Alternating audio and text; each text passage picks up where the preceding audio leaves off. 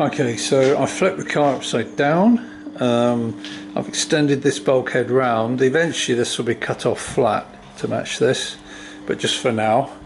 And then I very carefully, with a lot of measuring cardboard templates, cut that out. I will grind these down, but not yet. So you can see when we flat bottomize this, as it were, it's going to cut around sort of to here, and the flat panel will be welded on. Come along here. The nose panel is here. I've welded this piece on. My welding is getting better. As usual, it tended to sort of tuck in a little bit where the weld was, so I've been hammering it out. And the best way I found to do that, I tried using the shop bag, and I still use that, but I've got a piece of wood here. It's got a very slight curve cut in it with a notch for the weld. So if I hit it from behind with the flapping spoon, hit it from behind with that, and just use that and work my way along. You see it's roughly right. It then makes the weld sort of proud rather than sunk in, which makes it a lot easier to grind smooth. So that seems to be working pretty well. As I said before, this is the underside, so it doesn't have to be quite as beautiful as the top one, because you'd only see perhaps this part of it really. But anyway, I've got to get this to match up when it's all mounted up, so that these two edges are like flush with each other, and then I'll start welding on the angled piece all the way around, top and bottom. So when that's fitted, it'll come back to about here, and then I'm just going to make a piece that will fit there, and I'll probably use this piece here as a template for that, same curvature, and then yeah, then I'll seam weld it all together, and then I'll work on cutting off the bottom flat. So you can see I've smoothed all this. Just working on getting these absolutely perfect, and these are too small at the moment. I'm just chipping away at them till they're the right size, and then I'll get them to match each side. That'll be one of the last things I do. At the moment there's no room for this spring to move up and down. It's literally just so that needs to be brought around a little bit more. Same the other side. These little gaps will be taken up when I put the weld on the edge trim, you know, the angle section, so they'll touch then, and I'll probably tack weld those on again while it's assembled like this, so I know they mate up. And then these little lines, are just so I can line everything back up again once I take it off and put it back on. Drilled some holes here for clamps to go here and here. I'm going to tap into these tabs. I'm going to drill holes and tap threads into them, and then these temporarily are going to be held on with bolts that just screw straight in. Will hold everything perfect, and then when I get it all absolutely lined up, then I'll slowly start to fit the edge trim piece by piece. So once that's bolted on, this is bolted on, I'm completely happy with it, then I need to make a panel to go here. I don't need to fill this area at all, because that's going to be flat there, so it's actually going to be trimmed back. So the panel needs to come up to about here, that's all.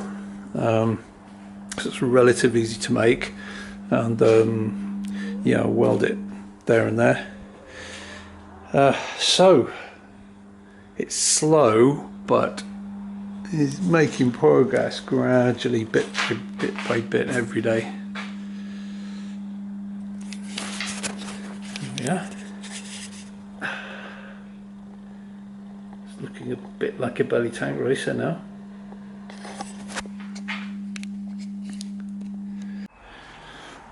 Right, I'm in the process of fixing this body on now. So I've extended this bulkhead. I've got another piece of wood here to just keep that in place. I'm tapping M6 threaded holes, so I'm drilling 5mm holes because that's the correct size, and then tapping it out to 6 and putting in little M6 bolts along here to hold it.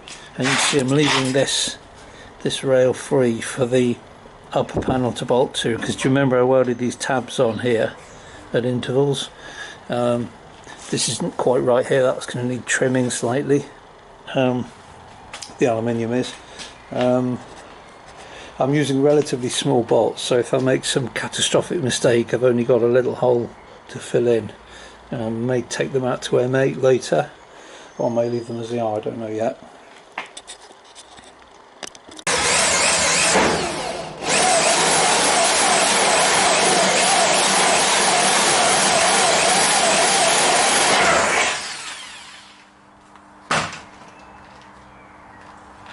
Now I know this isn't, W40 is not cutting fluid, but it's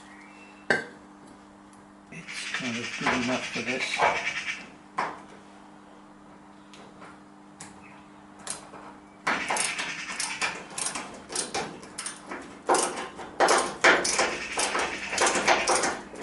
I find this tool's actually better than the little T-shaped ones.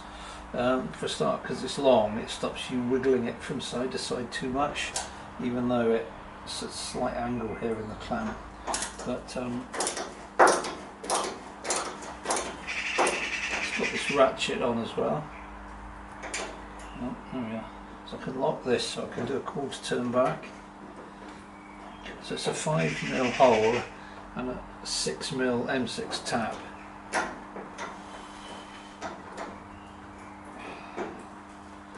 Just go back a little bit, and then this steel's quite soft that I've used for this, which actually is quite helpful for this kind of thing. I think we're nearly through. There we go.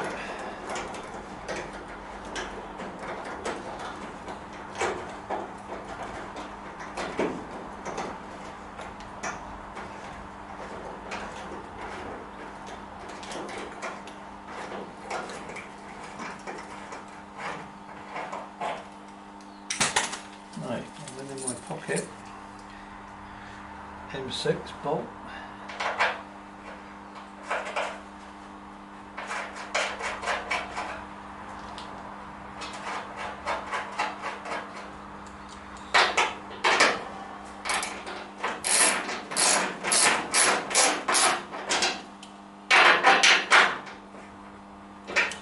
Okay, I've wheeled this panel here, and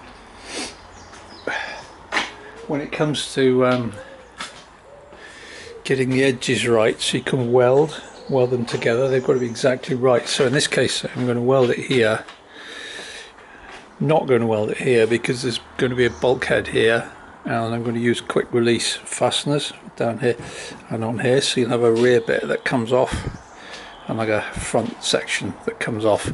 I mean, that's assuming you flip the car upside down, but you will be able to get it off. So you can see this needs trimming now because the metal has expanded with the wheeling, so this bit needs to come off so it's straight again with this side rail, which has been a godsend actually. That was a good idea to do that. So I actually use a file, one of these that comes to a point, and I literally clamp it and put it in here and then drag it down to leave scores of mark in the metal, which shows me where to cut it basically. Seems quite brutal.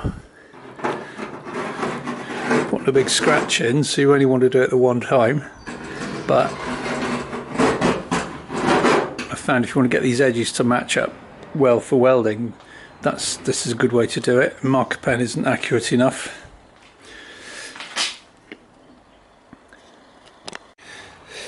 So you see there's the mark, so I'm going to use the bandsaw now to cut here, and then we'll see if it fits or whether I've ruined it.